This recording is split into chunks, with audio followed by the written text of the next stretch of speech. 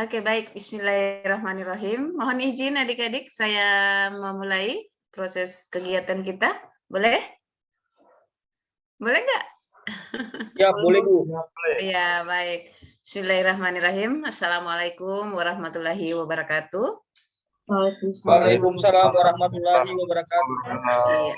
Selamat pagi, salam sejahtera untuk kita sekalian yang kami banggakan, adik-adik peserta Latsar CPNS Angkatan 33 Kabupaten Toli-Toli yang hari ini semangat luar biasa. Mudah-mudahan semangatnya agenda 1, agenda 2 dan masih tetap sama dengan pada saat masuk di agenda 3.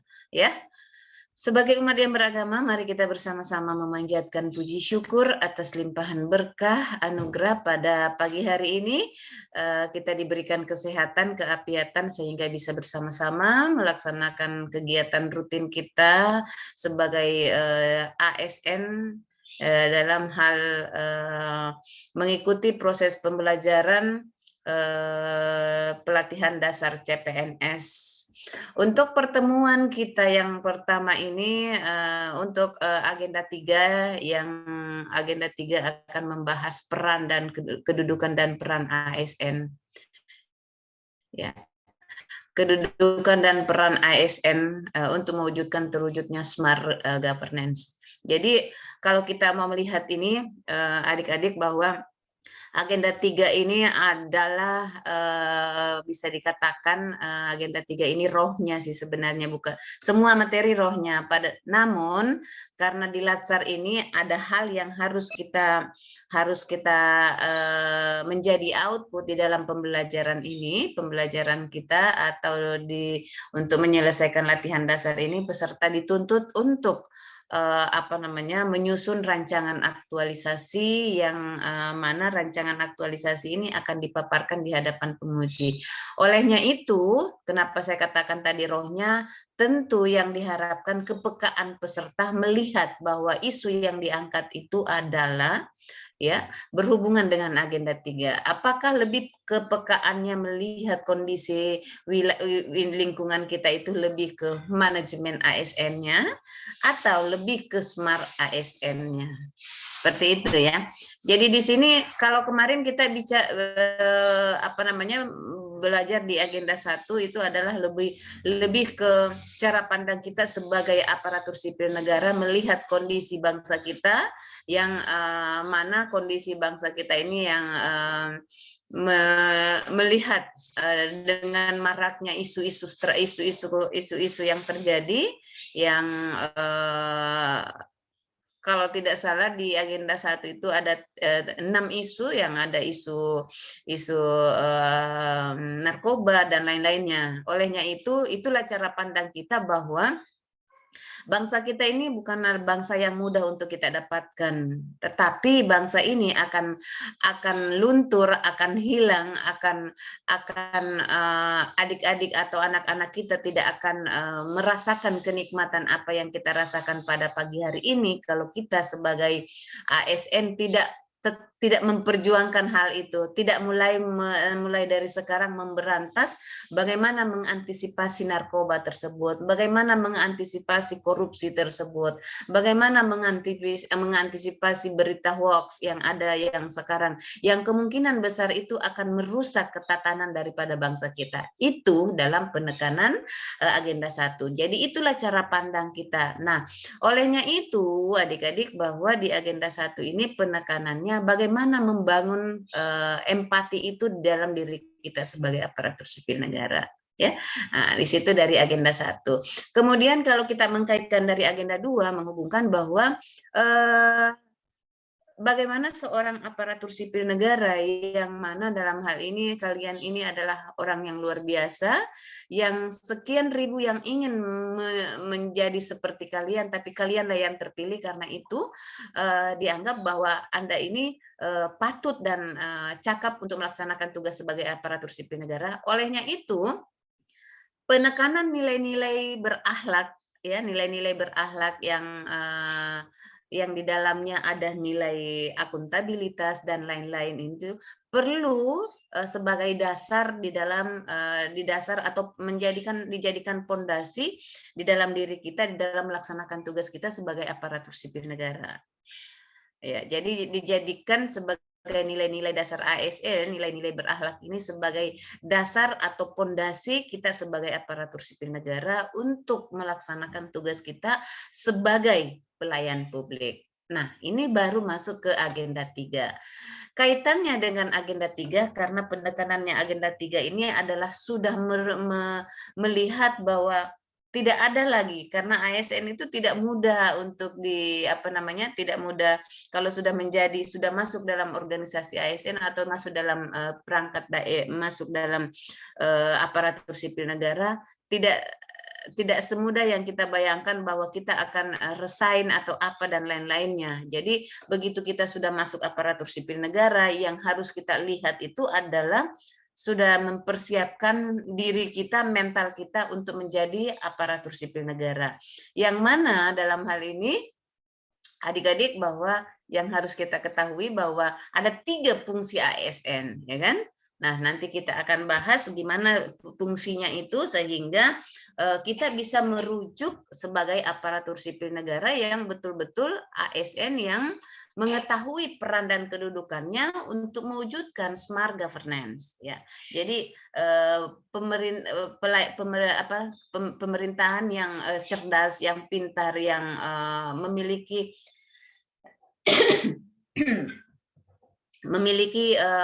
skill-skill yang luar biasa. Itu pengantar pertama yang saya bawakan adik-adik ya. Namun sebelum kita lanjut karena kita hanya diberikan waktu 2 jam pembelajaran, olehnya itu hal yang penting yang harus saya bangun dalam room ini adalah membangun chemistry dulu, ya kan? Saya tidak menginginkan bahwa di dalam room ini, di dalam kelas ini, walaupun virtual, kita tidak boleh ada skat. Nah, dalam skat kenapa? Karena metode yang saya bangun di dalam proses pembelajaran ini adalah proses pembelajaran lebih ke diskusi. Nah, olehnya itu perkenalan penting. Perkenalkan, saya Agustina, saya salah satu Widyaswara BPSDM Provinsi Sulawesi Tengah yang ditugaskan oleh pimpinan untuk mendampingi kalian khususnya pembelajaran agenda 3. Jadi hari ini saya sangat bersyukur Allah memberikan rezeki untuk saya untuk bertemu dengan anak-anak muda, yang anak-anak milenial yang hari ini memiliki semangat yang luar biasa. Oke, itu yang penting sih perkenalannya, yang mana dalam hal ini mudah-mudahan nanti di dalam proses pembelajarannya nanti ini adik-adik saya belum tahu bahwa apakah ini semua golongan 3 atau golongan 2. Olehnya itu kita coba dulu perkenalkan dulu Pak Muhrijal, Pak Muhrijal ya. Siap, Bu, siap. Ya, Pak Muhrijal silakan perkenalkan dirinya, kemudian dinasnya di mana? Ya, sejak terangkat sejak bekerjanya sudah berapa lama, ya kan? Ya, silakan Pak Rizal. Panggilannya Rizal aja ya. Oh, ya. Ical. Oh, Rizal. Oke, silakan. Assalamualaikum warahmatullahi wabarakatuh. Waalaikumsalam warahmatullahi wabarakatuh. Mohon izin Ibu dan teman-teman semua. Perkenalkan, nama saya Muhrijal, dipanggilnya Ical. Dari Satuan Polisi Pamong Praja. Satpol PP ya? Ya, siap, Bu. Golongan berapa Pak Rizal? Golongan 2, Bu. Oh, golongan 2, berarti dari SMA ya? Ya, siap, Bu. Oh, ya. Oh, berarti ada penerimaan SMA kemarin ya? Ada, Bu. Khusus untuk Satpol PP, Bu. Oh, gitu. Ada berapa orang toli-toli Satpol PP Pak Rizal? Toli-toli Satpol PP ada untuk SMA 6 orang, Bu. Oh, iya. Tapi tetap juga melalui sistem CAT gitu ya? Formasinya cuma 6 orang? Oh, oke. Iya, Bu. Baik. Rizal nanti sekolah ya, Rizal? Iya, Bu. Nanti sekolah kenapa? Karena kalau golongan 2 itu hidupnya di ujung telunjuk pimpinan nantinya. Ya kan, Rizal? Ya. Sudah, Bu. Sebenarnya sudah sarjana semua, Bu. Cuma tidak ada buka anunya. Tidak ada bisa enggak, maksud koordinasinya. saya nanti disesuaikan, Oh iya Bu. nanti Siap, siap. disesuaikan. Kenapa? Karena saya pengen orang-orang hebat itu dimanfaatkan. Karena kalau tidak ada di belakang nama kita tempel, itu akan berpengaruh kepada sosial, bisa juga berpengaruh daripada karir kita, ya. Jadi Siap Bu, siap. diselesaikan. Berarti cari Siap, aman nih Pak Rijal, sarjana formasinya diambil di SMA, ya kan? siap Bu, Ya siap Bu. enggak Terima kasih. apa-apa. Cari dulu pintunya, masuknya itu enggak masuknya yang susah. Kalau sudah di dalam itu urusan Ya, siap. negara itu, ya. Siap, Oke, ya. baik. Thank you Rijal. Ya, makasih Bu. Baik, ada Ibu Indah. Indah, silakan Bu Indah. Terima kasih Bu. Perkenalkan, nama saya Indah Mahmudia. Saya bertugas di Puskesmas Laulalang. Nggak kedengaran, Mbak. Signalnya ya, Indah.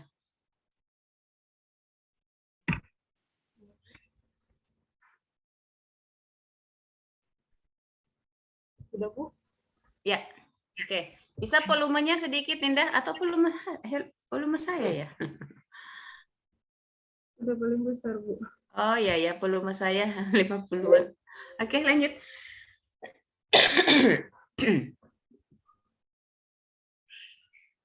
Silakan, Indah. Ya Bu, izin teman-teman, perkenalkan nama saya Indah Wahidiyah. Saya bertugas di Puskesmas Laulalang.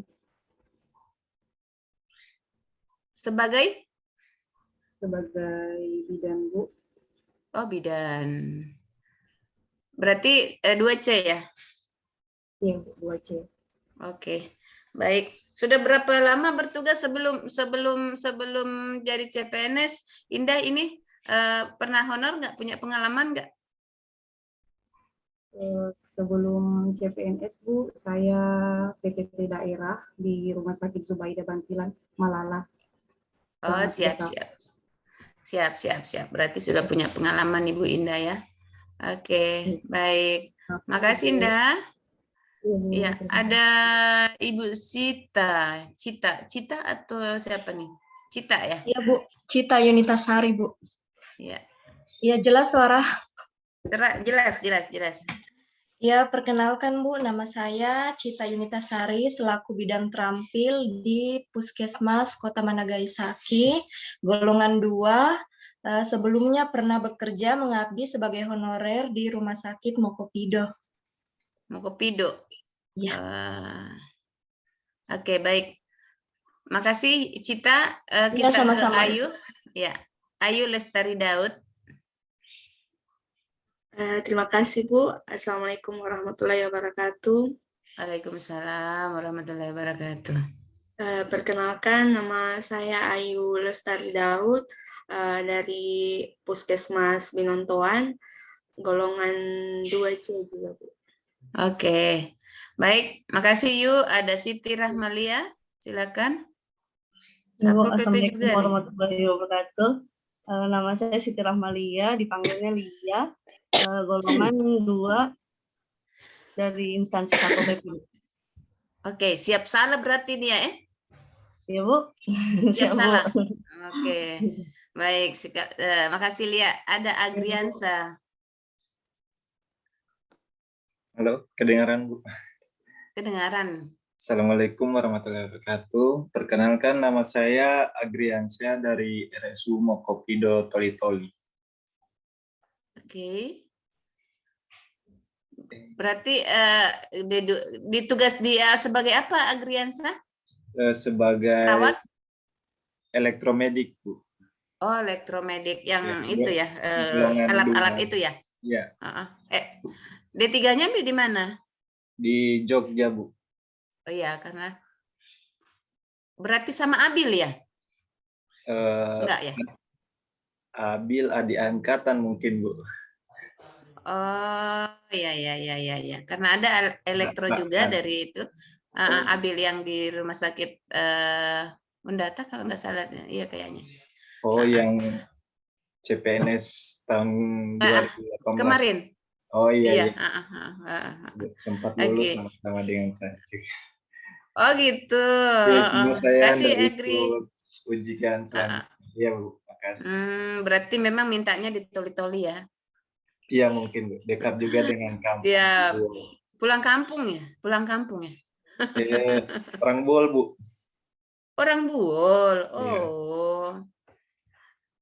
Orang Buol itu kalau bunyi sirena itu beda mengikuti alunan putaran masuk kota Buol itu ya kan? Agri? Oke, kita lanjut. Siapa lagi nih? Ada Hairil. Siap Sarah Hairil. Siap salah, Bu. Siap. Lanjut. Ya, Assalamualaikum warahmatullahi wabarakatuh. Waalaikumsalam. Perkenalkan, nama saya Muhammad Hairil dari Satuan Polisi Pamung Praja Kabupaten Toli-Toli, golongan 2. Oke, baik. Tidak usah khawatir, saya juga dulu golongan 2 kok, ya. Hasri Nuriana. Oke, silakan. Ya, Bu, terima kasih, Bu. Assalamualaikum warahmatullahi wabarakatuh. Perkenalkan, nama saya Hasri Nuriana, saya fisioterapis dari Rumah Sakit Haji Zubaida Bantiran. Fisioterapi ya? Ya, Bu.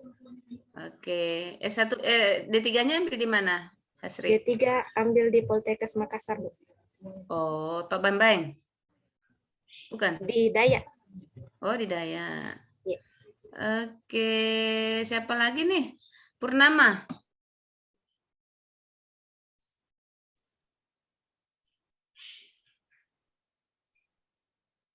Nggak kedengaran suaranya, Purnama? Ya, perkenalkan nama saya Purnama M. Kaimun, biasa dipanggil Purnama dari instansi Satpol PP Kabupaten Toli-Toli. Polisi Pamung Praja. Ya, Pamung Praja. Siap salah semua ini. Ini cari yang Satpol PP ini cari kaki 5, kaki gajah, bukan ya? Terantip semua urusan Satpol PP ini kayaknya. Ada Astin, silakan Astin. Ya, terima kasih. Assalamualaikum warahmatullahi wabarakatuh. Nama saya Astin dari instansi Puskesmas Rombo, golongan 2. Oke, baik. Makasih Bu Astin. Ada yang terakhir Rinaldi, silakan Rinaldi. Baik, terima kasih Bu. Assalamualaikum warahmatullahi wabarakatuh. Waalaikumsalam. Nama saya Rinaldi dari Satuan Polisi Pamung Praja, golongan 2. Oke. Terima kasih. Baik, terima kasih Rinaldi. Udah habis ya? Udah selesai? Semuanya? Nurhaining sih kayaknya belum. Nurhaining sih mana nih orangnya? Mukanya nggak kelihatan.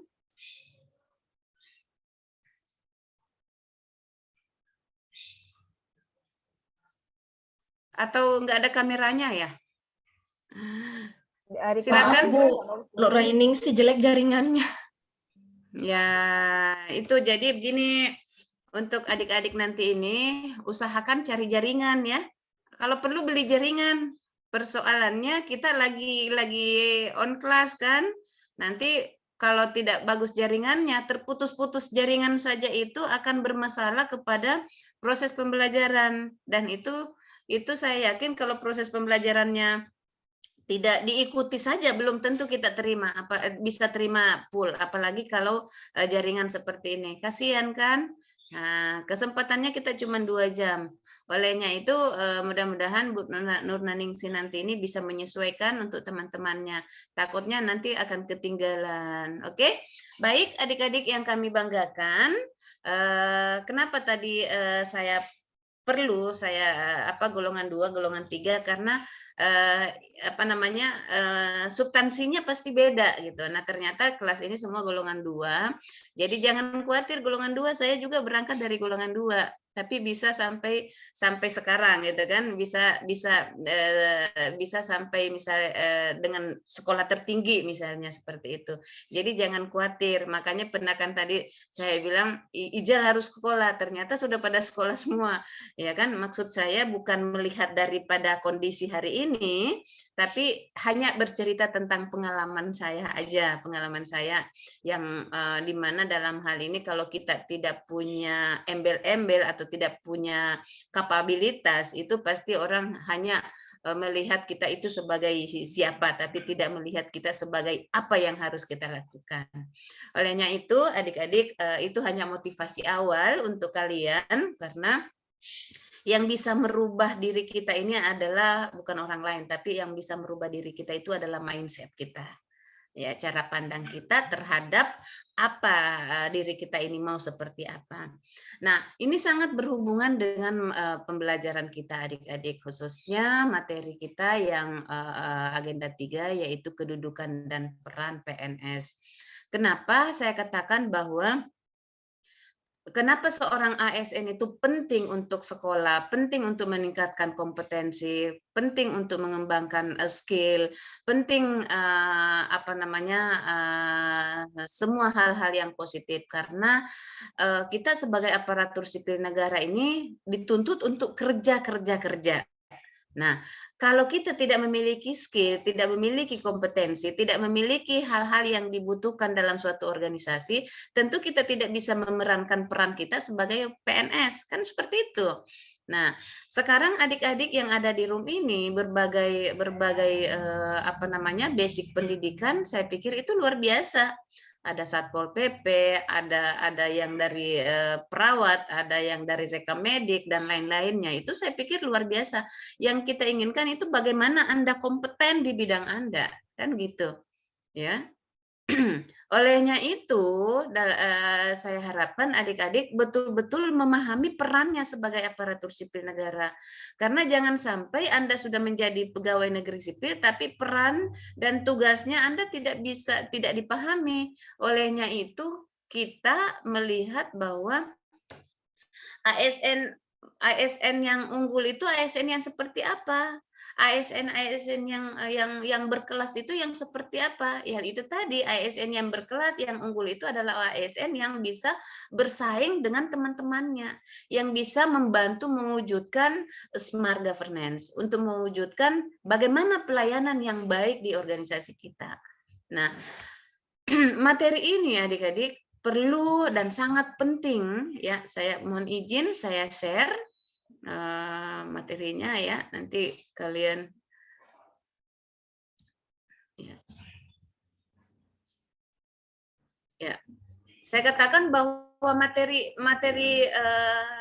agenda 3 ini adalah bagaimana kemampuan adik-adik nanti ini untuk memahami betul apa perannya sebagai aparatur sipil negara. Karena kita lihat bahwa agenda kedudukan dan peran ini adalah bagaimana seorang ASN yang tadi saya katakan, ASN yang betul-betul bisa berkontribusi mewujudkan pelayanan yang terbaik. Nah, agenda pembelajaran kita lihat bahwa ASN yang memiliki peran itu memiliki fungsi 3, itu sebagai pelaksana kebijakan publik, ya, sebagai pelayan publik, dan sebagai perekat pemersatu bangsa. Nah, ini yang kita inginkan. Saya katakan tadi, jangan sampai Hairil sebagai Satpol PP dalam hal ini nanti di dalam melaksanakan tugasnya tidak paham bagaimana teknik caranya beredukasi dengan masyarakat, bagaimana menjalankan menertibkan aturan-aturan yang menjadi kebijakan pemerintah. Tulang punggungnya ada sama Hairil dan teman-teman, karena ini adalah penegak daripada peraturan. Nah, tekniknya seperti apa itu nanti harus memiliki skill, ya, memiliki skill. Jangan sampai Anda samaratakan semua, karena di dalam masyarakat itu ada yang masyarakat yang memiliki memiliki pensilnya penuh, ada yang patah pensil, ada yang pensilnya betul-betul tidak memiliki warna. Nah, inilah yang perlu dipahami sebagai aparatur sipil negara, bahwa memahami kondisi atau lingkungan yang ada di di masyarakat. Karena itu adalah kita sebagai pelayan publik. Pelayan publik itu kalau kita mau mengibaratkan adalah sama dengan pembantu. Bukan kita lagi yang dilayani, tapi kita yang harus melayani. Ya tentu kalau apa yang kita harus lakukan itu adalah memberikan yang terbaik. Jangan sampai ada customer yang kita layani merasa tidak nyaman dengan tindakan kita. Nah, karena di sini ada orang kesehatan dengan orang Satpol PP jadi sangat bersentuhan langsung dengan masyarakat. Olehnya itu betul-betul teman-teman nanti pahami sebagai aparatur sipil negara, sebagai aparatur sipil negara ini yang memiliki fungsinya, ya. Fungsinya sebagai perekat pemersatu bangsa. Nah, tentu kenapa ini harus dipahami, karena kita lihat adalah sehingga di sini kita ASN mampu mengelola tantangan dan masalah keragaman sosial kultural. Karena itu tadi saya katakan tidak semua yang kita layani itu konsep berpikirnya sama, ya. Ada yang bisa menerima dengan apa adanya, ada yang bisa menerima, masyarakat itu bisa kritis dan bisa menerima dengan berbagai perspektifnya, sehingga kita menginginkan bahwa hal ini adalah bagaimana membiasakan bekerja sama dengan lingkungan yang ada di sekitaran kita, atau lebih penekanannya bagaimana whole of government dibangun untuk mendukung di dalam pelaksanaan tugas dan jabatan kita.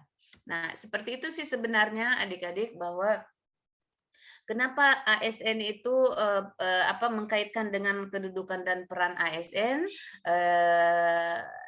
sangat penting, karena memang harus kita melihat bahwa ASN itu jangan sampai menjadi aparatur sipil negara tidak memahami tugas dan fungsinya. Oke. Baik adik-adik, saya tidak banyak menjelaskan tentang bagaimana agenda 3, hanya ingin saya sebagai fasilitator tadi sudah menyampaikan, memberikan sedikit clue tentang apa sih Smart ASN atau Smart Governance, Smart Governance untuk mewujudkan kepemimpinan yang baik, ya tentu harus didukung dengan bagaimana manajemen ASN dan bagaimana Smart ASN itu sendiri. Nah, dengan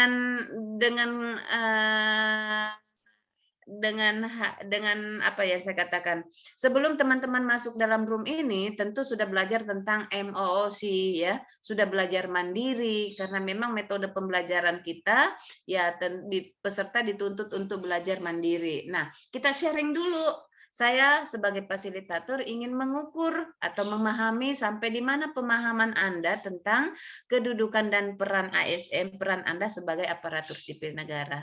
Nah, hasil MOOC-nya menentukan bahwa teman-teman ini yang mengikuti proses daring ini, proses masuk di Zoom ini berarti sudah lulus dari pembelajaran belajar mandiri. Nah, kita sharing dulu, kira-kira dari pembelajaran mandirinya apa yang adik-adik dapatkan, ya, sehubungan dengan kedudukan dan peran ASN. Yang poinnya ada 2, manajemen ASN dan Smart ASN. Nah, silakan, saya persilakan dulu Purnama.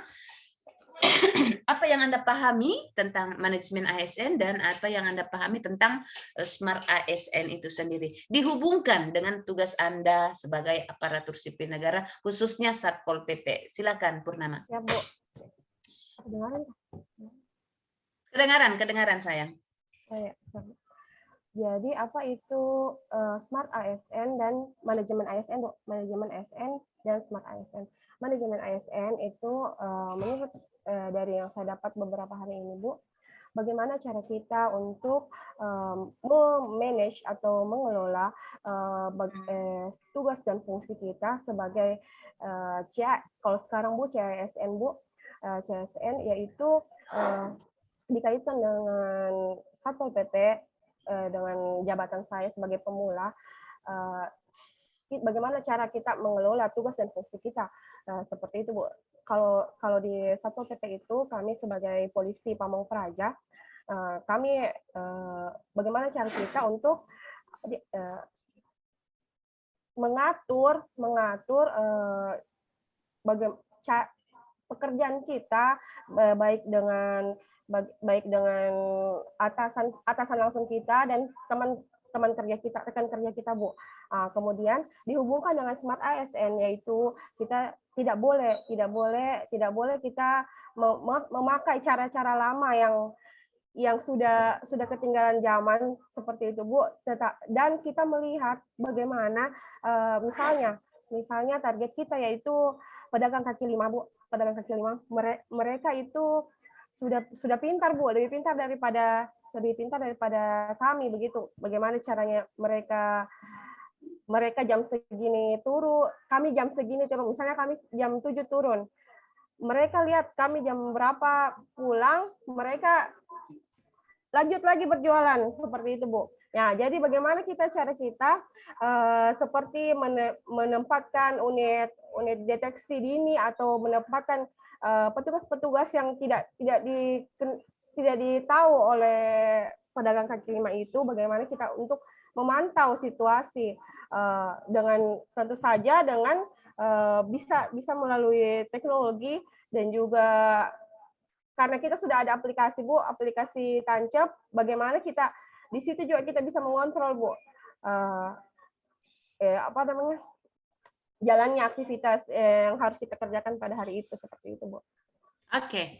Baik, berarti Anda bisa melihat, mengukur bahwa bagaimana seorang ASN itu lebih ke memanage bagaimana dia memiliki skill atau memiliki kompetensi di dalam memberikan pelayanan kepada masyarakat. Khususnya lebih ke digitalisasi skill, memanfaatkan teknologi itu adalah salah satu cara lebih ke Smart ASN-nya, seperti itu. Untuk memudahkan di dalam pelayanan. Ya kan? Seperti itu ya, Purnama. Baik, thank you Purnama. Iya, baik. Saya ke ini dulu, atau langsung raise hand aja, tidak usah saya tunjuk, kita pembelajaran orang dewasa. Yang berani coba kalian. Berani nggak terima tantangan saya? Oke, silakan. Ayu Lestari. Ya, kita 12 orang ya pesertanya ya? Iya, Bu, 12 orang. Makanya saya bilang kok full ini roomnya kan, ternyata 12 orang. Oke, silakan Ayu. Ya, terima kasih, Bu. Kalau hubungan masalah manajemen ASN dengan Smart ASN, di mana fungsi kita sebagai PNS yaitu melakukan, salah satunya melakukan pelayanan publik. Dihubungkan dengan Smart ASN, di mana kita harus, sekarang zaman sudah berkembang, di mana kita bisa memanfaatkan digital, literasi digital. Nah, misalnya penerapan dalam pelaksanaan tugas, kalau sekarang, Bu, bisa misalnya kalau pasien itu mengantri di puskesmas tidak harus datang, tapi ada aplikasi di puskesmas yang mendaftar pasien, jadi pasien tidak datang menunggu di ruang tunggu, tapi dia bisa lihat aplikasinya, waktunya aja misalnya jam 8.30 bisa datang ke puskesmas untuk mendapatkan pelayanan. Jadi begitu kalau hubungannya sama ASN dan manajemen ASN. Terima kasih. Oke, baik. Thank you Ayu sudah merujuk kepada literasi digitalisasi ASN-nya. Jadi bagaimana nanti Ayu memberikan pelayanan itu karena kondisi real yang ada sekarang ini, yuk, kalau kita berurusan dengan puskesmas adalah hal yang membosankan, ya kan? Setuju nggak? Kenapa? Karena di loket itu kita harus antri, bla bla bla bla bla, ya kan? Nah, kemudian dari pengantrian itu kan lebih dari 20, terjadilah perkerumunan di situnya sehingga ada kemungkinan bakteri-bakteri antara napas dengan napas yang lain akan bisa akumulasi, akan mengakibatkan, akan menimbulkan penyakit-penyakit yang lain yang bisa tertularkan kepada masyarakat. Nah, sekarang masuk ke literasi ASN, kita masuk digitalisasi ASN. Bagaimana memecahkan? Apakah Anda melihat itu adalah sebuah masalah? Iya kan? Nah, tentu pertemuan yang banyak tadi itu adalah sebuah masalah. Kenapa? Karena sekarang ini kita dituntut oleh menghindari perkerumunan, ya kan? Tidak boleh melebihi dari 2-3 orang untuk kumpul-kumpul, ya kan? Itu dalam aturan dengan adanya perkembangan masalah virus-virus yang ada sekarang, sehingga ada kebijakan. Ingat, tadi bahwa 3 fungsi ASN itu adalah pelaksana kebijakan publik, pelayan publik, dan perekat pemersatu bangsa. Nah, kebijakan pemerintah itu menghimbau bahwa kebijakan pemerintah itu bahwa tidak boleh melakukan perkumpulan atau apa dalam suatu ruangan. Kenapa? Karena akan mengakibatkan perpindahan virus misalnya. Sehingga melihat kita sebagai pelayan masyarakat kita sebagai pelayan masyarakat ini harus peka melihat bahwa dalam mewujudkan daripada kebijakan pemerintah ini, saya seorang pelayan publik harus memikirkan itu adalah sebuah masalah. Menurut pemerintah itu adalah masalah. Karena kenapa dikatakan masalah? Ada desain dan desolen, ada harapan dan kenyataan yang tidak seimbang, ya kan? Harapan pemerintah itu adalah memberikan pelayanan yang terbaik. Tetapi nyatanya kita tidak bisa memberikan pelayanan yang terbaik karena dengan adanya kondisi sosial yang saat ini kita bla bla bla bla, sehingga kita seorang ASN melihat bahwa itu adalah sebuah masalah. Kita dituntut untuk tetap memberikan pelayanan, tetapi di lain pihak kita terkendala dari sini. Nah, inilah yang dikatakan antara harapan dan kenyataan. Kalian dituntut untuk memikirkan dengan ide tadi yang disampaikan si Lestari tadi, bahwa bagaimana kalau kita membuat sebuah ide gagasan memberikan pelayanan tanpa ada terkontaminasi dengan masyarakat yang lain, dengan memberikan menghadirkan digitalisasi, pelayanan berbasis digitalisasi dengan menghadirkan sistem atau aplikasi yang kita bisa mendapatkan pelayanan yang tidak perlu lagi antri, tapi begitu kita masuk itu sudah langsung, oh ini waktunya misalnya si Indah nih misalnya, jadi tidak perlu lagi duduk di tempat itu, tidak perlu lagi, ya kan? Nah, mudah-mudahan teman-teman ini di dalam merancang sebuah aktualisasi nantinya sudah merujuk ke situ. Ya, sudah merujuk ke situ. Jadi melihat masalahnya seperti ini, Anda memperbaiki dari sisi apakah Anda menghadirkan ide gagasannya itu lebih ke literasi, lebih ke digitalisasi ASN-nya, atau lebih ke pengembangan kompetensinya, lebih memperbaiki daripada manajemen ASN-nya. Ya. Jadi teman-teman sekarang ini dituntut untuk mencari sebuah masalah dan melihat dari unsur manajemen ASN dan atau dari unsur daripada literasi atau smart ASN-nya. Bisa paham maksud saya? Oke? Saya tidak membutuhkan anggukan, tapi saya butuh aktualisasinya nanti. Ada tugas yang saya berikan nanti, Anda harus membuktikan anggukan Anda itu dengan tugasnya. Oke? Nah, baik. Lestari sudah tadi dengan si Purnama ya. Oke. Jangan khawatir, yang sudah berbicara ada spesial yang saya kasih. Jadi spesial pakai martabak, pakai telur. Ada yang raise hand. Hairil, silakan Hairil. Siap, terima kasih Bu. Assalamualaikum warahmatullahi wabarakatuh. Waalaikumsalam warahmatullahi wabarakatuh. Dari hasil yang saya pelajari di MOC kemarin terkait manajemen ASN dan smart ASN, saya kira saya hanya tinggal menambahkan apa yang disampaikan Purnama tadi, karena untuk manajemen ASN saya sependapat dengan Purnama, tapi saya akan menambahkan pada smart ASN. Di situ saya mendapatkan bahwa mengingat perkembangan zaman yang semakin pesat dan berkembangnya teknologi, setiap ASN dituntut untuk menguasai berbagai macam teknologi agar dapat bersaing dengan negara lain.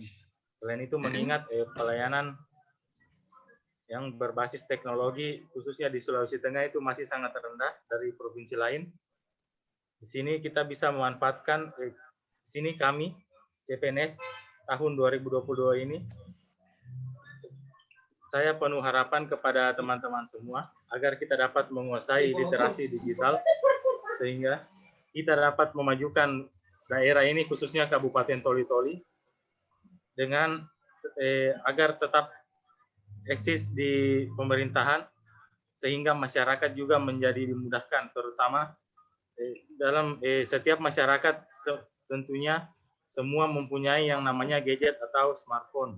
Dari smartphone itu kita dapat mengembangkan sesuatu hal yang baru, sehingga masyarakat yang tinggal di luar perkotaan yang memiliki akses jarak tempuh yang jauh dari pusat pemerintahan itu bisa dapat mengakses sistem pemerintahan, baik dia dalam pengurusan mungkin seperti contohnya dalam pengurusan pembuatan kartu keluarga maupun KTP dapat dimudahkan melalui digitalisasi ini. Selain itu, khusus bagi Satpol PP Kabupaten Toli-Toli, untuk kedepannya nanti, teman saya yaitu Purnama, mungkin dia lupa menyebutkan bahwa dia nanti akan berencana untuk membuat sosial media khusus Satpol PP Kabupaten Toli-Toli agar dapat memudahkan Satpol PP Kabupaten Toli-Toli dan masyarakat Toli-Toli agar dapat lebih dekat untuk saling mengetahui, baik itu masyarakat mengetahui tugas pokok Satpol PP Toli-Toli maupun Satpol PP Kabupaten Toli-Toli dapat mengetahui aktivitas-aktivitas masyarakat, sehingga dalam melakukan pelayanan itu dapat secara tepat, cepat, dan efisien. Saya kira begitu, Bu. Terima kasih. Oke, thank you Heril. Luar biasa. Jadi lebih ke merujuk kepada Smart ASN-nya. Jadi mudah-mudahan Purnama, kata Heril, Purnama akan membuat sebuah ide gagasan bahwa akan memperkenalkan Satpol PP itu ini loh kerjanya, ya kan? Jangan kamu kira Satpol PP ini polisi yang hanya dilatih berapa bulan kan, punya kewenangan juga dalam hal ini, ya gitu ya Purnama, sehingga ingin Anda memperkenalkan ya. Oke, kenapa itu penting Anda lakukan Purnama? Kira-kira itu pertanyaannya, kenapa itu penting?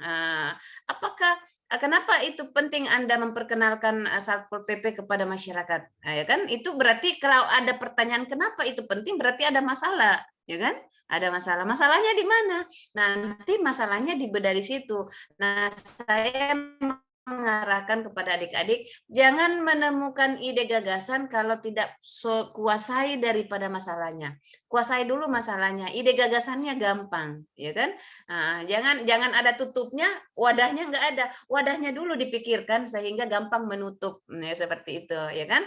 Nah, tapi apapun itu yang dilakukan Purnama tentu punya alasan tersendiri, untuk mengangkat sebuah ide gagasannya lebih ke Smart ASN. Jadi memanfaatkan teknologi sebagai sarana untuk melihat bahwa memperkenalkan tugas dan fungsi daripada Satpol PP itu sendiri. Jadi kalau saya sih why not, kenapa tidak, kalau memang itu dibutuhkan silahkan saja ya, silahkan kalau itu memang sangat dibutuhkan, karena tentu adik-adik ini dengan menentukan core isu atau isu utama itu adalah dengan mempergunakan alat analisis APKL, USG, dan Fishbone, punya alasan itu, jadi saya tidak bisa mengintervensi. Intinya bahwa dalam saya sebagai kapasitas sebagai fasilitator, ya tentu hanya melihat bahwa isu yang Anda angkat itu berkaitan dengan lebih ke manajemen ASN, lebih ke Smart ASN-nya, sehingga ide gagasannya boleh saja masalahnya di Smart ASN, tapi boleh saja ide gagasannya lebih ke manajemen ASN. Sorry ya, itu tadi ada bas-bas sedikit karena memang belum terlalu banyak show, jadi suaranya sudah mulai parau. Oke, baik Hairil, thank you Hairil. Kita coba silakan Bu Hasri Nuria. Oh, ada Pak Rinaldi ya, Pak Rinaldi silakan raise hand. Baik Bu, terima kasih. Mungkin teman saya yang dua orang tadi, Ibu Purnama dan Pak Hairil, sudah menjelaskan banyak. Cuma saya juga ingin menambahkan bahwa di agenda 3 ini kan kita belajar tentang dua hal pokok. Yang pertama adalah Smart ASN, kemudian manajemen ASN. Kalau saya melihat Bu, dari yang pertama Smart ASN, itu lebih mengarah ke kompetensi masing-masing ASN itu sendiri. Yang mana di zaman sekarang ini semua hal itu serba digital. Nah, makanya di Smart ASN ini kita bagaimana seorang ASN itu mampu memanfaatkan teknologi yang ada untuk menunjang pekerjaannya. Nah, digitalisasi ini tidak hanya dalam hal kita punya gadget, tidak hanya dalam hal kita pintar menggunakannya, tetapi juga di situ ada beberapa yang harus kita pahami bahwa digitalisasi itu ada juga bagaimana menciptakan budaya digital, bagaimana dalam bermedia digital itu ada aturan-aturan yang harus kita pahami. Kemudian berkaitan juga dengan pekerjaan kami di Satpol PP bahwa dalam 1 tahun ini aplikasi tanggap cepat itu menjadi hal yang utama bagi kami dalam Satpol PP, karena di aplikasi ini banyak sekali keuntungan yang bisa didapatkan masyarakat, karena pelaporan bisa cepat kami terima, dan juga masyarakat tidak perlu lagi datang, tidak perlu lagi pergi ke kantor Satpol PP untuk melapor, tetapi lewat aplikasi sudah dapat melapor secepatnya, cepat dan tepat. Dan tidak hanya pelanggaran Perda yang terdapat dalam aplikasi tersebut, karena kami di Satpol PP masih tergabung dengan pemadam kebakaran, juga pelaporan apabila ada kebakaran terjadi itu cepat sekali dilaporkan melalui aplikasi. Cuman memang aplikasi ini masih orang-orang atau masyarakat sekitar masih kurang sekali mengetahui bahwa aplikasi ini ada, sehingga saya melihat fungsi layanan aplikasi ini belum optimal begitu, Bu. Jadi mungkin isu-isu itu juga yang saya lihat di Satpol PP. Kemudian yang kedua, untuk manajemen ASN ini saya melihat merupakan inti memang, Bu, karena ini merupakan inti karena memang saya melihat bahwa ASN itu di manajemen ASN ini tiga fungsi ASN itu sangat harus dilaksanakan, utamanya sebagai pelayan publik. Karena kita, apalagi kami di Satpol PP, kemudian ada di bagian teman-teman kesehatan, bersentuhan langsung dengan masyarakat, bahwa hal-hal yang mendukung dalam pelayanan publik itu harus kita kuasai demi untuk memaksimalkan peran dan tugas kita dan fungsi kita sebagai seorang ASN. Terima kasih, Bu. Oke, thank you Rinaldi. Kita beri aplaus dulu Rinaldi. Ya. Saya tanya Rinaldi, kamu nilai berapa? Nilai yang MOC, Bu? Sekarang. Yang nilai yang mana sih, Bu? Saya mau kasih, kan ada penilaian nih, saya mau tanya, kamu mau nilai berapa? Oke, baik, itu hanya anekdot. Oh, siap. Baik, Rinaldi, keren, terima kasih. Lebih sangat memahami apa sih sebenarnya pemaknaan daripada Smart ASN dan manajemen ASN. Sangat saya setuju bahwa ASN ini sekarang dituntut untuk bagaimana cakap di dalam memanfaatkan teknologi di dalam memberikan pelayanan. Sangat memang harus seperti itu, ya kan? Namun yang harus kita perhatikan itu ASN itu bukan hanya cakap, tapi harus betul-betul memahami, ada kalau tidak salah di dalam pembelajaran di dalam materi kita itu, bahwa harus betul-betul menguasai skill atau kompetensi. Tetapi dalam hal ini yang kita inginkan itu adalah jangan sampai kepintaran kita itu bisa kita manfaatkan ke hal yang negatif, kan gitu. Jadi karena ada yang namanya di dalam kompetensi literasi digital itu ada 4 poin, ada 1 skill, kemudian ada kultur, yang kemudian ada etis dan ada safety. Jadi disinilah dituntut bahwa ASN itu harus smart dalam memanfaatkan teknologi, karena jangan sampai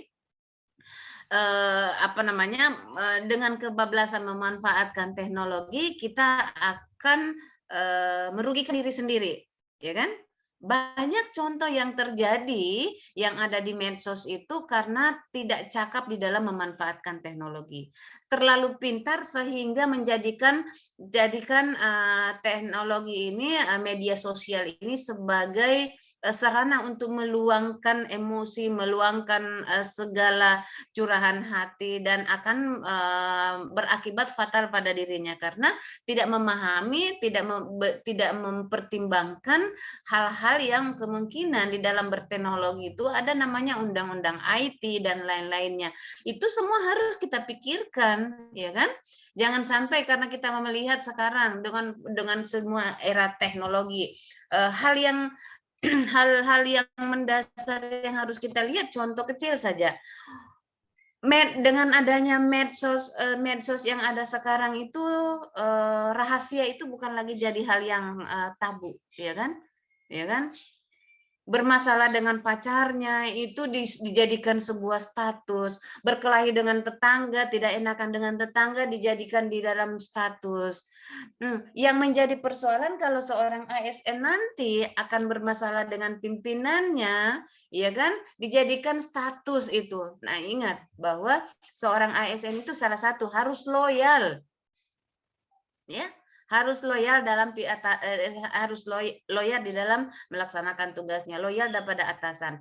Nah, kemudian jangan sampai ASN ini kita lihat bahwa sekarang masih ingat kasus-kasus yang kemarin. Dengan adanya gadget-gadget, dengan memanfaatkan teknologi itu bisa meretas daripada data-data orang dan untuk memperkaya diri sendiri, dan semua itu seorang ASN itu harus betul-betul memahami hal seperti itu. Jangan sampai skill yang kita miliki itu akan merugikan diri sendiri. Artinya dibutuhkan seorang ASN ini cerdas. Orang pintar itu belum tentu cerdas, tapi orang cerdas pasti pintar. Nah, cerdas dalam hal ini memanfaatkan teknologi. Karena sekarang berita hoax, berita apapun itu sudah bisa, tidak semua berita yang didapatkan di dalam media sosial itu semua benar. Harusnya seorang ASN itu menelaah, mencermati sehingga isu-isu atau berita-berita yang kita dapatkan itu bisa dijadikan sumber informasi yang positif. Jangan sampai seorang ASN ini mendapatkan mendapatkan informasi langsung di-forward, belum dibaca betul sudah di-forward, karena teknologi dia jago dalam berteknologi, ya kan, memanfaatkan memanfaatkan media sosial.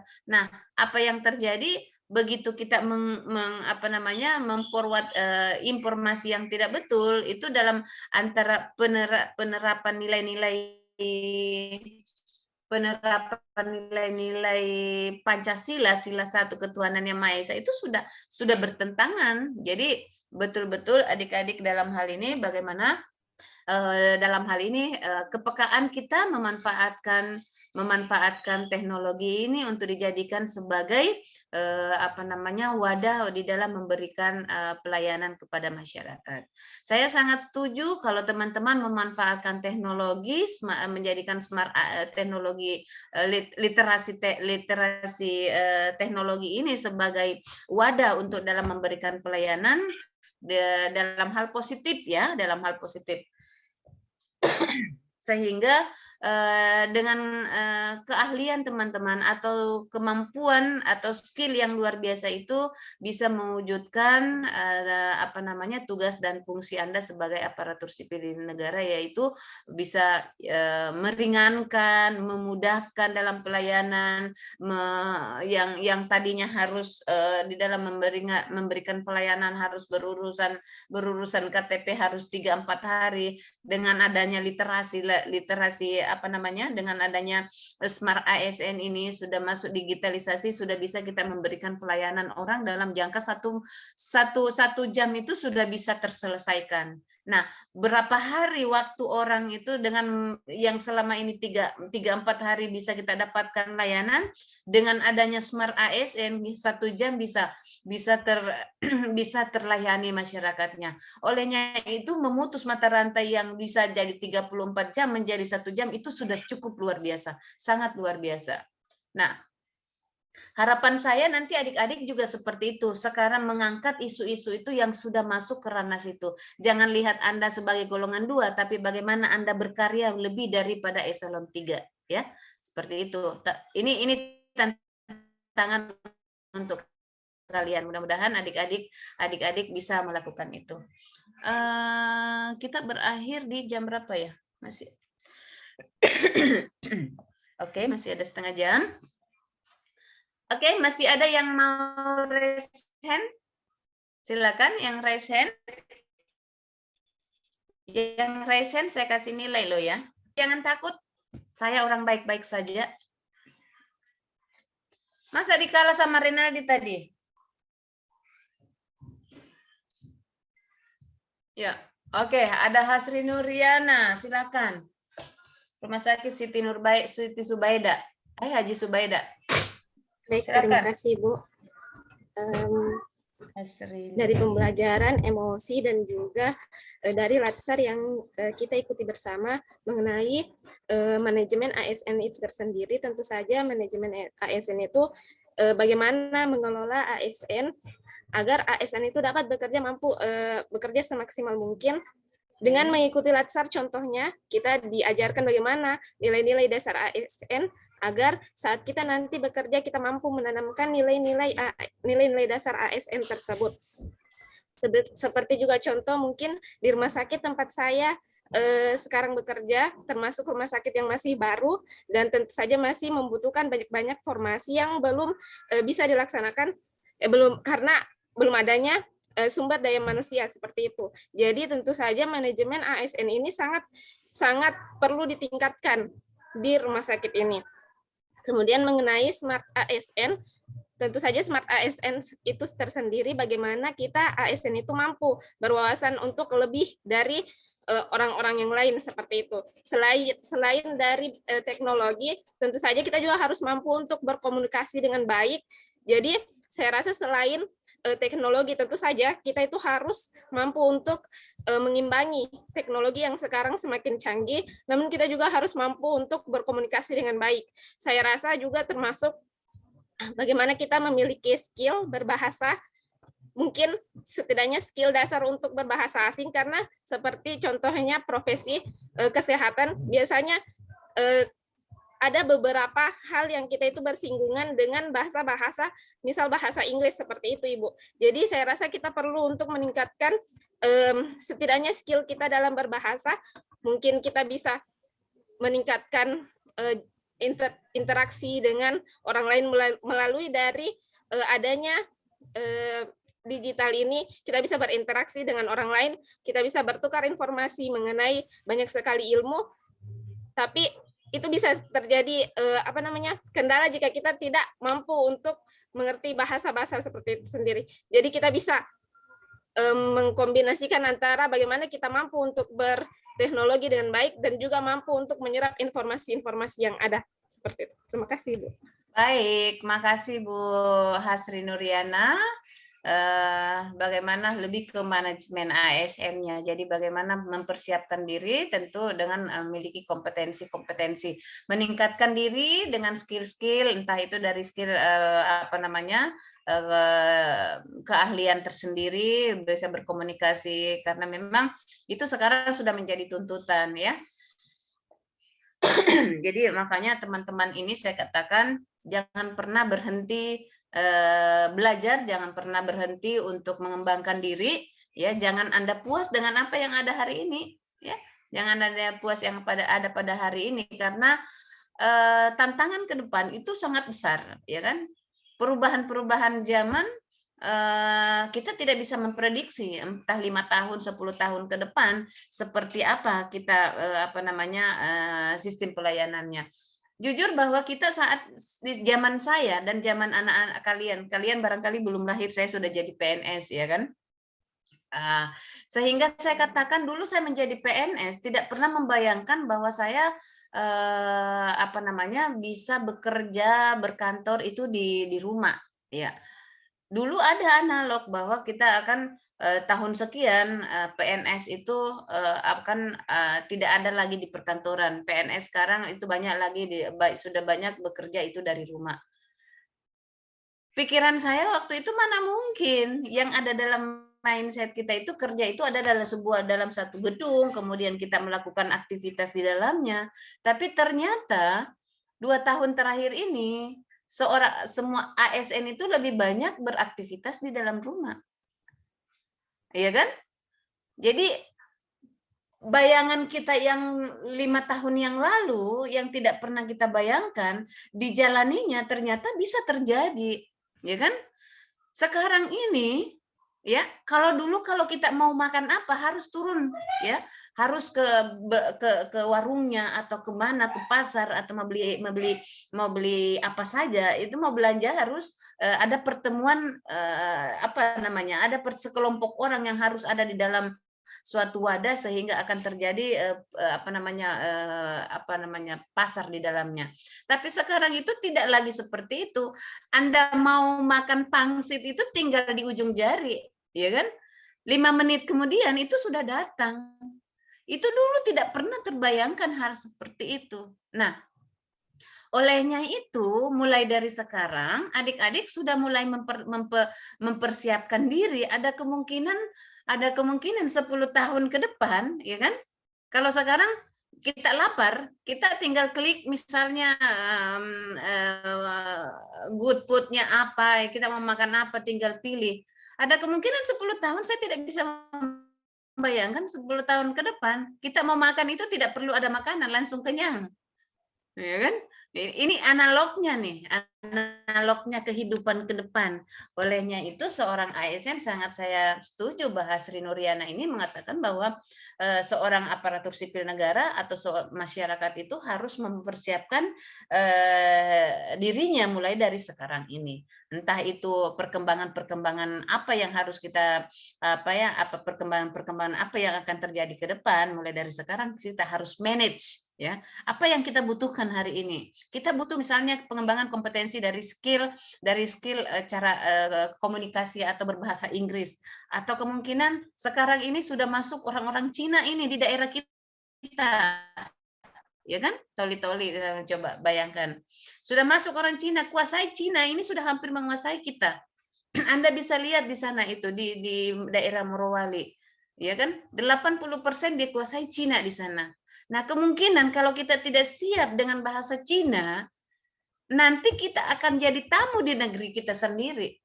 Ya kan? Nah, itu yang harus kita antisipasi, bagaimana perkembangan-perkembangan ke depan adik-adik untuk mempertahankan keutuhan bangsa kita. Kalau tidak, jangan sampai orang berbahasa Cina, bahasa daerahnya di Morowali itu bahasa Cina, padahal kita asli Indonesia, harusnya bahasa Morowali yang ada di sana, bukan bahasa Cina yang menjadi bahasa daerah.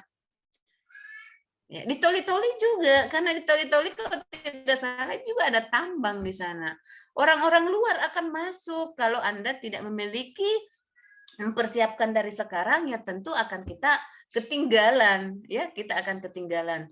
Apalagi teman-teman ini orang Satpol PP ini langsung bersentuhan dengan masyarakat, ya tentu siapapun yang ada di sana itu adalah menjadi bahagian yang tanggung jawab Anda. Siapapun ini kalau misalnya orang Cina tidak tidak menerapkan peraturan, itu ranahnya kalian. Anda harus tertibkan itu, ya kan, seperti itu, ya kan adik-adik. Jadi saya sangat setuju apa yang disampaikan Nur Hasri Nuriana, bahwa mulai ASN itu lebih bagaimana mempersiapkan dirinya melihat kondisi bangsa ke depan seperti apa. Apa kebutuhan masyarakat 10 tahun ke depan mulai dari sekarang. Jangan kita the power of kepepet.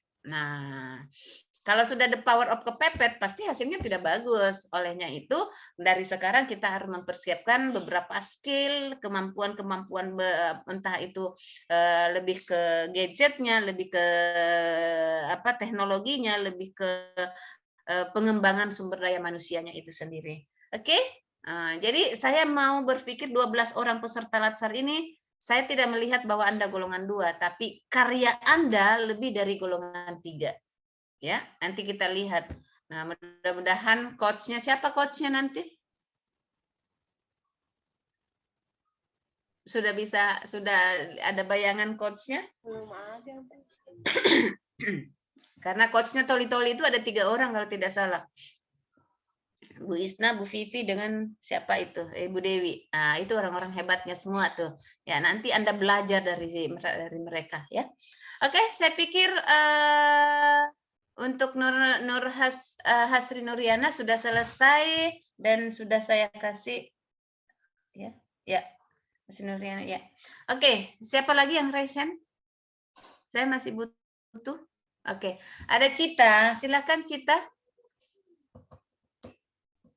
Iya Ibu, terima kasih atas kesempatannya. Saya hanya ingin menambahkan sedikit Bu, karena penjelasan dari teman-teman sebelumnya itu sudah sangat jelas, sudah sangat rinci. Saya hanya ingin menghubungkan dengan tugas saya sebagai bidan, khususnya di wilayah puskesmas. Ya, kalau untuk manajemen ASN sendiri Bu, di mana seorang bidan itu mampu melakukan fungsi dan tugasnya secara profesional. Jadi bidan itu harus bekerja sesuai dengan SOP-nya. Dia harus memiliki nilai-nilai dasar dalam bekerja. Kalau untuk kami itu Bu ada moto, ada prinsip, yaitu asuhan sayang ibu dan sayang bayi. Di mana kita memprioritaskan kebutuhan ibu dengan melakukan kasih sayang kepada ibu dan juga kepada bayi. Jadi mengurangi rasa sakit kepada pasien. Kemudian kita harus menerapkan protokol-protokol kesehatan dan juga peraturan-peraturan pemerintah. Itu untuk manajemen ASN, untuk profesi kebidanan di wilayah puskesmas. Kemudian untuk smart ASN, di samping kita harus mengikuti perkembangan era digital, kita harus memiliki integritas dan juga wawasan global. Kalau dalam pelayanan kebidanan, Ibu, bidan itu diharapkan mampu mengikuti kemajuan zaman. Kita harus mampu memberikan edukasi-edukasi melalui media sosial. Saya mengkhususkan untuk pasien dengan penyakit menular seksual, Ibu.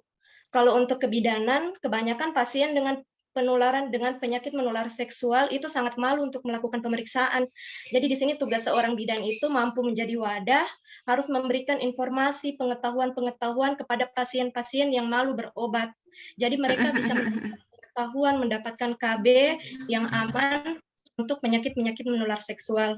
Kemudian bidan juga harus tidak malas ya Bu, dia harus mampu, dia harus mengikuti seminar-seminar, pelatihan-pelatihan yang bermanfaat bagi masyarakat untuk mengupgrade ilmunya. Seperti yang Ibu bilang, kita harus sekolah untuk menambah wawasan, menambah pendidikan, karena itu sangat berguna bagi masyarakat.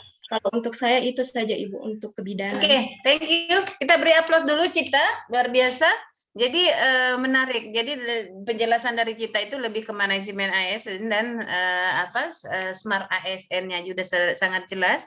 Dan saya bisa menarik kesimpulan bahwa Anda akan memanfaatkan smart ASN literasi digitalisasi nanti itu adalah sebagai wadah untuk mengkampanyekan, ya kan? Mengkampanyekan bahwa hai masyarakat, jangan kamu takut dengan ini, ya kan? Jangan takut. Jadi lebih ke sosialisasi memanfaatkan teknologi itu ya. Keren. Oke, baik. Masih ada yang mau raise hand? Oke, ada Siti Rahmalia. Silakan lihat. Bu, terima kasih Bu.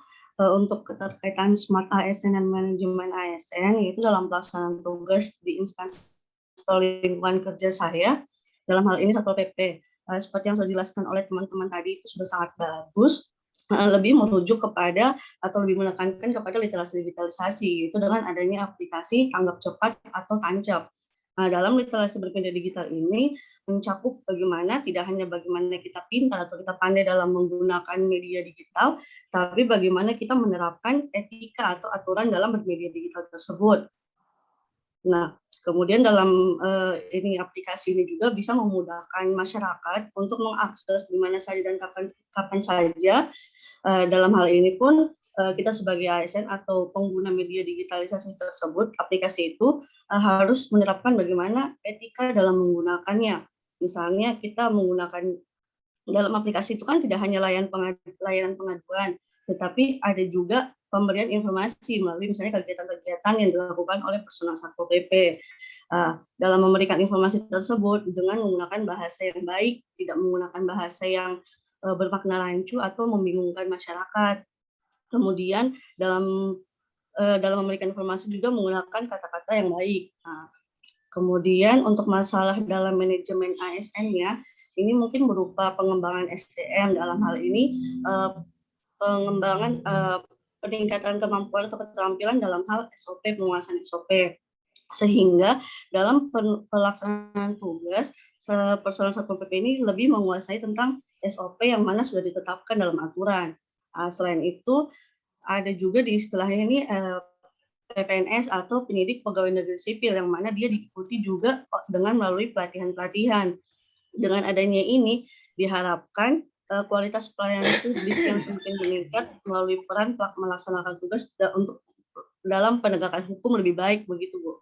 Terima kasih. Oke, baik, terima kasih Lia. Ya, luar biasa, kita beri aplaus dulu dong Lia.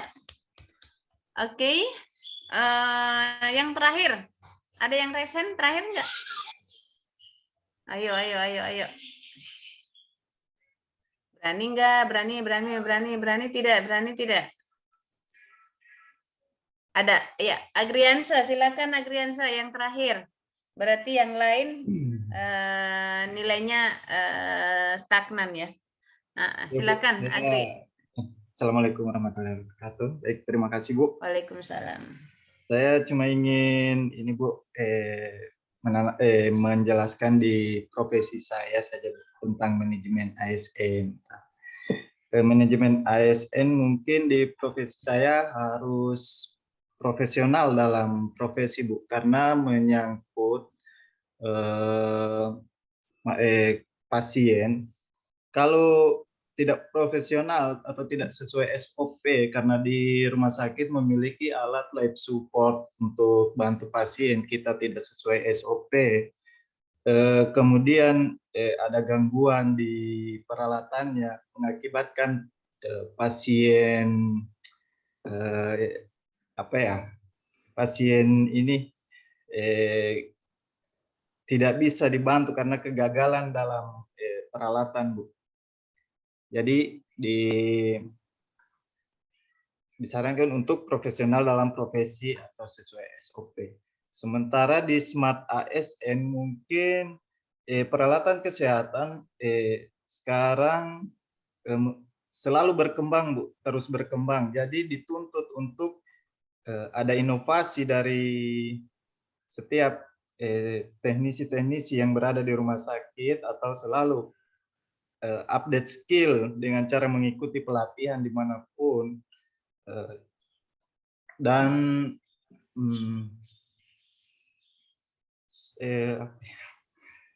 selalu mengikuti perkembangan, update selalu tentang alat kesehatan karena menyangkut pada pasien. Contohnya kalau tidak update atau tidak tahu peralatan, sementara kita dituntut harus bisa menguasainya. Contohnya pernah kejadian di rumah sakit mana dia tidak profesional dan tidak memiliki skill. Alat kesehatan yang baru dikalibrasi menurutnya bagus, terus dipakai oleh perawat. Waktu itu alat inkubator bayi, Bu. Tiba-tiba peralatannya tidak ada bunyi alarm, sementara perawatnya juga tidak mengetahui. Akhirnya bayi itu hangus di dalam ini, Bu, inkubatornya itu. Karena tidak pernah melakukan SOP atau cek alat di setiap ruangan itu. Baik, terima kasih, Bu. Oke, baik. Makasih Pak Agri. Berarti itu pentingnya harus memiliki kompetensi, skill dalam memanfaatkan sesuai dengan tugas dan fungsinya ya. Oke, jangan sampai kita memberikan pelayanan niatnya baik karena tidak tahu SOP-nya sehingga apa yang terjadi yang dirugikan adalah masyarakat. Dan itu ada yang terjadi seperti itu ya, Agri? Baik, ada Bu. Ada ya, terjadi. Anaknya hangus, berarti marah dong mamanya ya? Ya, bukan cuma Bu, marah Bu. Dan ngamuk. Dampaknya itu rumah sakit yang tidak rumah sakit tidak mendapatkan kepercayaan, ya kan? Nah, masyarakat akan tidak percaya dengan sistem pelayanan yang kita lakukan. Saya pikir itu luar biasa untuk adik-adik. Mudah-mudahan apa yang dipaparkan barusan itu bisa membuat menambah wawasan kita bahwa sesungguhnya ASN itu yang dituntut itu adalah bagaimana mempersiapkan dirinya sendiri untuk melaksanakan tugas dan fungsinya sebagai aparatur sipil negara. Ya tentu dari sebagai perekat pemersatu bangsa, sebagai pelayan publik atau sebagai pelaksana kebijakan publik itu betul-betul mulai dari sekarang mempersiapkan segala sesuatunya. Apa yang dibutuhkan itu yang harus disiapkan dari sekarang. Nah kemudian yang kedua bahwa ASN dalam hal ini tentu yang harus kita pikirkan, memikirkan kondisi saat ini bangsa kita ini semua sudah masuk ke ranah digital. Olehnya itu seorang ASN harus mulai dari sekarang harus tidak lagi menjadikan gadget itu hanya sebagai sarana bermedia sosial, tapi justru gadget ini sudah dimanfaatkan memudahkan di dalam memberikan pelayanan-pelayanan kepada masyarakat. Jadikan sebagai kedua hal ini akan mewujudkan tugas dan fungsi kita sebagai mewujudkan smart governance. Jadi memberikan pelayanan yang terbaik dengan mempersiapkan diri kita dari segala macam dari sisi skill dan kompetensi yang harus kita miliki. Olehnya itu adik-adik silakan nanti lebih ke lebih banyak belajar lagi. Yang jelas mulai dari hari ini teman-teman sudah mempersiapkan diri Anda untuk menyusun rancangan aktualisasi. Olehnya itu izin saya share screen tugas yang akan saya bagikan kepada kalian bahwa teman-teman akan membuat tugas di Kolabjar juga ada, sudah saya kirim. Nanti dibuka di Kolabjar. Tugas individu pertama, teman-teman bisa, sorry ya, ini kayak kecil banget ya. Tugas yang pertama adalah, buatlah video yang menarik. Itu tugas individu yang pertama adalah buat video yang menarik dengan durasi 5-7 menit, posting di video tersebut diposting di IG ya, kalau ada IG-nya. Kalau nggak ada IG-nya bisa di YouTube.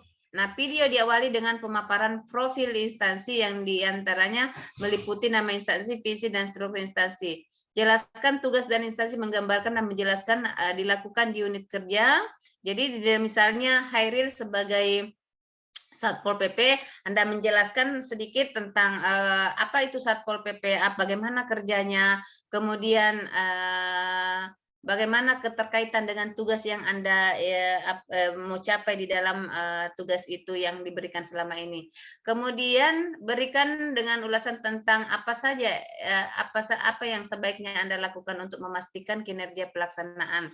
Contoh tadi ada yang mengatakan bahwa penegak daripada peraturan misalnya. Nah, sekarang silahkan membuat videonya seperti itu. Kemudian ada learning journal, teman-teman. Learning journal formatnya bisa seperti itu. Jadi learning journal itu tidak usah menuliskan kembali yang ada di modul, nggak usah. Tapi poin pokok pikiran apa yang Anda dapatkan di dalam pembelajaran itu nanti Anda tinggal tuangkan di dalam learning journal ini.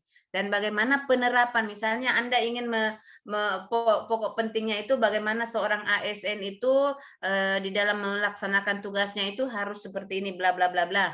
Nah, kemudian bagaimana penerapan Anda nanti pada saat Anda menjadi ASN, apakah yang Anda dapatkan dari ilmu yang sudah Anda baca ini Anda bisa menerapkan seperti apa? Nah, seperti itu saja cara membuatnya learning journalnya. Itu tugas pertama. Tugas kedua, ya, tugas kedua ini saya coba buka dulu. Tugas individu kedua yaitu ini. Sorry.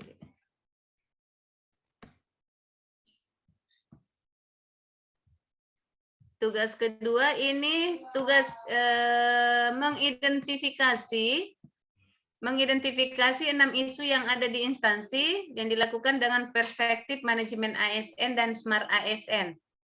Ya.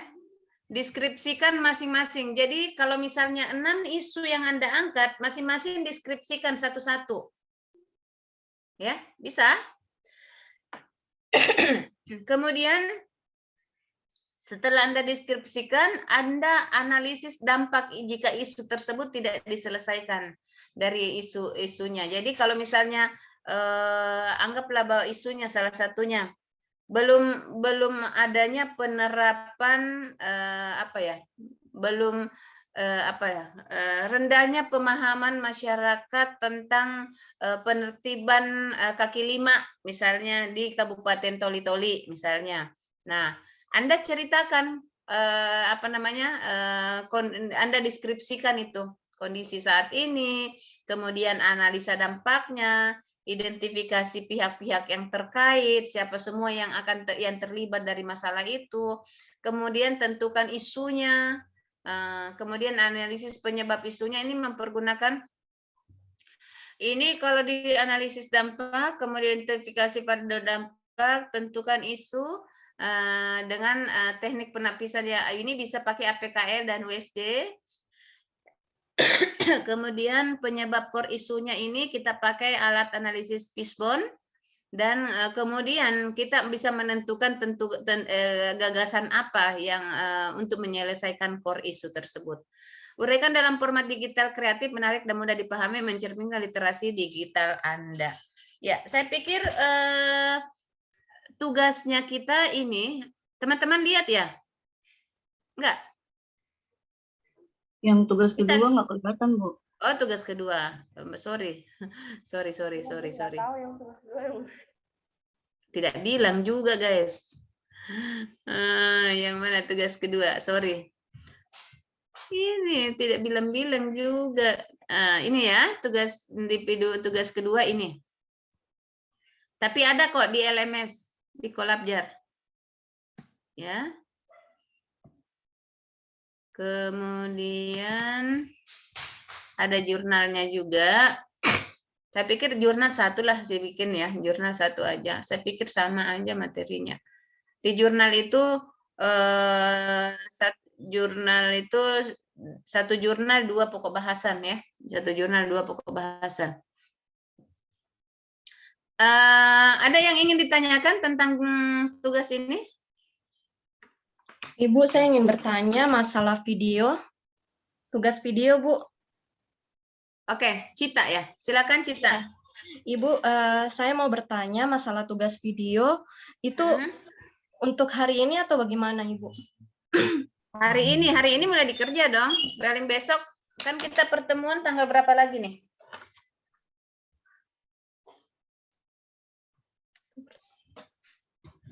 Tanggal berapa lagi masuk? 22, Bu. 22. 22. 22 ya? Tunggu saya lihat dulu jadwalnya, Gang. Mana HP-nya? Iya, Bu, 22 jam. Iya, Bu, 22 Juli, Bu. 22 Juli berarti hari Rabu ya? Hah? Hari Kamis ya? Hari Jumat, Bu. Hari ini hari Rabu, Bu. Hari ini Rabu. Oh iya, Kamis, sampai saya lupa. Iya. Oke. Baik, berarti hari Kamis. Jadi paling lambat dilihat aja di Kolabjar itu apa tugasnya besok malam terakhir yang tugas pertama. Tugas kedua nanti di pemaparan semua peserta akan menampilkan tugas ya, ada peserta. Halo, Yayasan. Siap. Salam pagi. Kenapa sayang? Siap. L.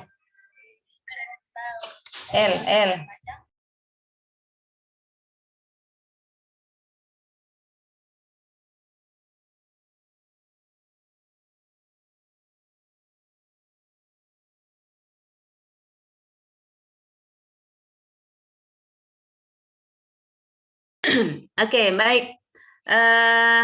Apa tadi? Mulai dari mana tadi?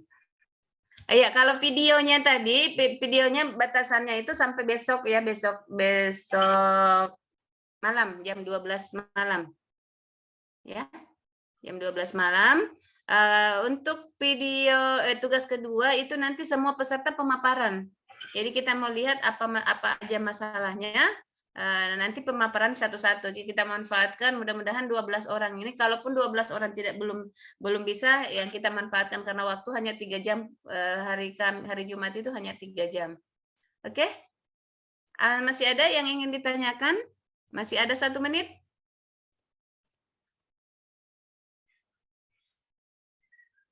Cukup?